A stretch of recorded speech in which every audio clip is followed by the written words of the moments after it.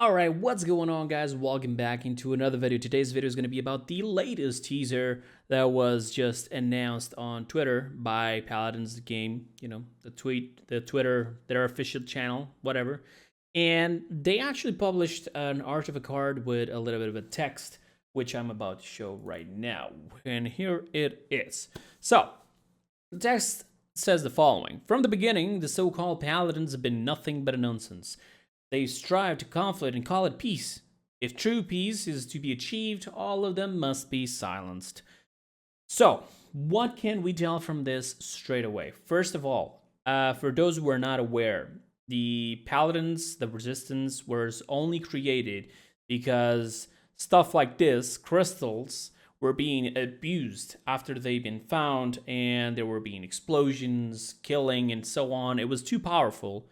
And the magistrate themselves decided to limit basically who could use or not the crystals. The problem is this girl specifically right here, which we're going to turn the image around so we can go in here closer. This girl right here, which is Valera, she said, no, we don't want this. We want everybody to be equal. Everybody should be able to use the crystals. For good or for bad, doesn't matter. Everyone should use the crystals. Well, it's all good and all, but it's kind of right when it comes to the magistrate, because they are right, because there is going to be people always who are going to use the power for evil.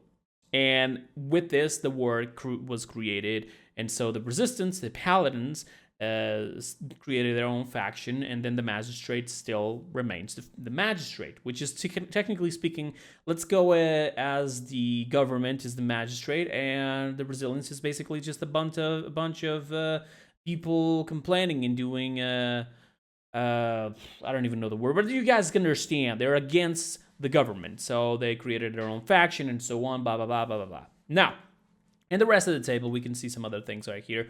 This is not Cassie, sorry. This is Tyra, and you can see by those little marks underneath the eye and also the hair. And why does it have a cross on top together with Valera? I do not know. Maybe because they were both on the magistrate and now they're not anymore.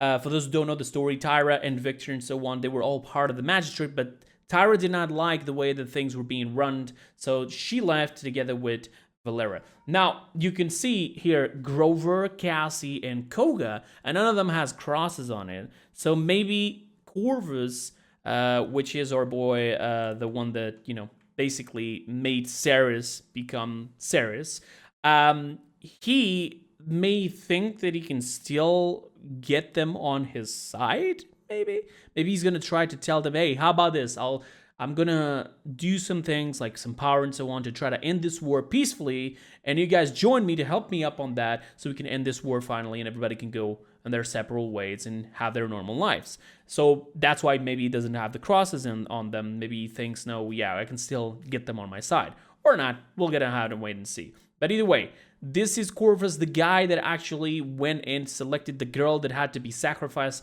and for the Abyss. Initially, this is supposed to be the so-called mission that was already stated in the scrolls that the content creators received, which supposedly he thought that maybe doing this he would save the city. Instead, he actually made Ceres become who she is today and also destroy the entire city. By accident, because they were probably not expecting that. He did what the magistrate told him to. He was his secret mission, that was it.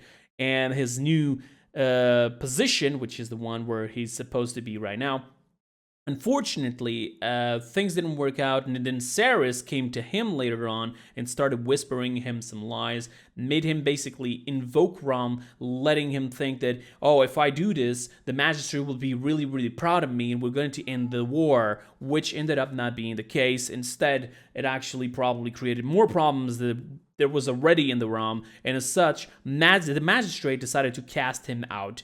And probably the place where we're seeing right now, this is supposed to be probably the newest map, which is the magistrate's archives, but basically rework into the abyssal theme. So yeah, this is not Karn, and this is not Khan. Okay, this is a complete different character, which still up until today, so many people think that this is Androxus. And there's even a theory going on right now, which states that this person right here, this Corvus, is actually Androxus, but there are two different versions from different alternatives. Just like Atlas came in here, Androxus could have come in here as well. Now, I'm not seeing why Androxus would have come in here in the first place, but I can tell you for a fact that it is not. Now, why do I say this? Because there's still a lot of people convinced in this, actually. When Atlas kills Androxus, he says the following: "I thought you'd be taller." Now, this is the only words that Atlas has to say to kill the man that possibly released the darkness on his own reality. That's what he says. He doesn't seem happy because he finished it off like, "Oh, now I finished it off," or something like that. Maybe he's aware, okay, you're the Androxus from my reality. No, you're the Androxus from another reality, not even this reality where we're standing on. So I'm glad I killed you, so in their reality, you're safe. No, nothing like that. This is not Androxus. People just got it in their minds that this guy right here, Corvus, is Androxus just because there's not any video lore yet for Androxus. And second of all, because he looked like to have the same badass posture as Androxus. People, this is not Androxus. He was a lawman just like Lex. He was hunting bad guys. This guy is clearly working with the army, and he did bad things, and now he's been cast aside. The crystal on his neck represents probably the power that he's going to harvest to probably be able to fly and heal and so on. How could two different Androxus, one heal and the other actually be a flank? I don't think that would be so weird. Like, even the sisters, they both are supports, as you can see, right?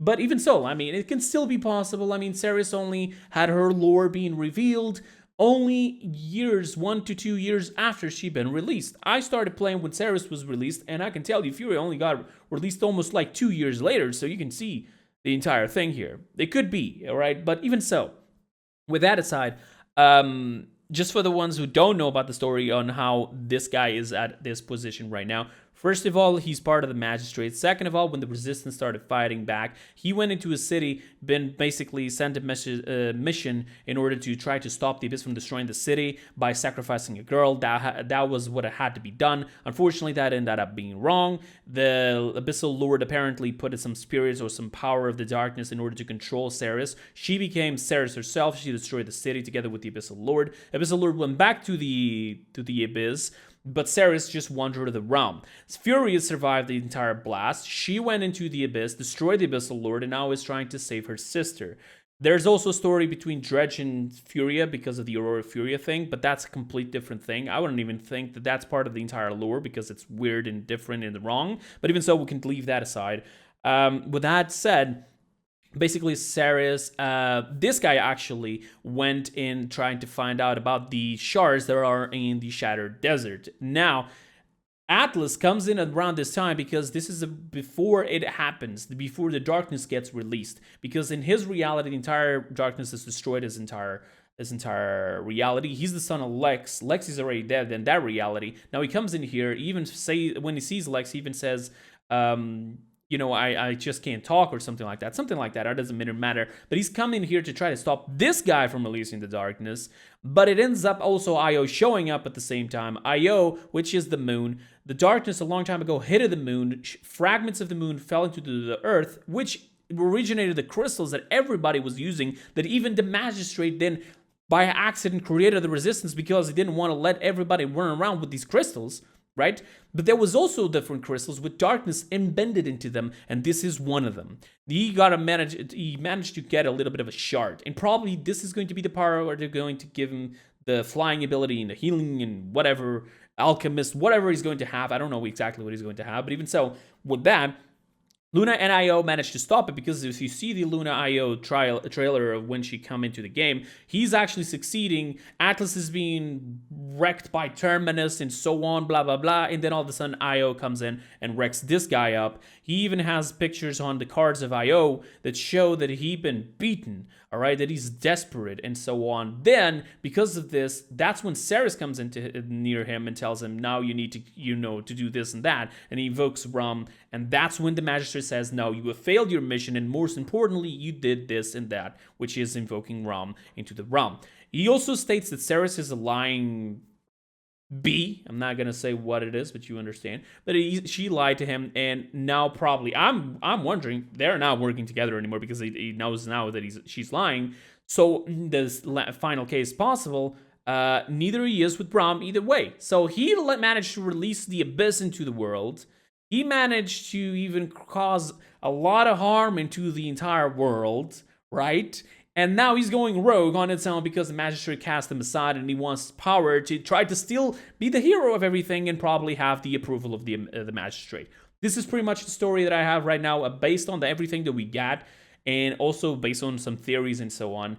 But when it comes to Androxus, I think the Androxus is going to have a complete different story, just his own alone story with Lex. Because in case you don't know, he killed the goddess Nox. Not Io, he killed the goddess Nox and got affected by a curse of that goddess and became cursed. His arm is cursed. Now, some people have stated that this is the darkness, but then again, these crystals are pink, just like the ones that were coming in the side of the chest that all the content creators received, which means that these are crystals embedded with the darkness that initially was coming into the world. So this is even a different faction. We have the faction of the Paladins, which is the Resistance, the Magistrate, the Pyre, the Abyss, the Goddess Io, which is basically gods, that she even states that the Pyre has no power over us. So there you go, she's even above the Pyre. And also something else, which is the opposite of Io's goddess, faction or whatever, which is the Darkness, the god stuck inside of the crystals that fell on Earth. So we have at least already 6 different factions into the game, which is amazing. But even so, people, that is pretty much it for this video. I didn't put any gameplay in the back because I already know how things work out. You guys just get distracted with the gameplay and then you just, oh, but I missed this and that. And then you go into the comments and say stupid thing like so many people have said before. But still, you're free to comment independently if it's stupid or not. I am more than happy to discuss this with you in a friendly way and everything like that. So let me know your guys' theories. Let me know what you think about my theories. Let me know what you think about the lore so far. And let me know what you think that is going to be basically the story of Corvus. That is pretty much it. Thank you so much. I'll see you guys next time. And until then, have a wonderful time. Bye-bye, guys.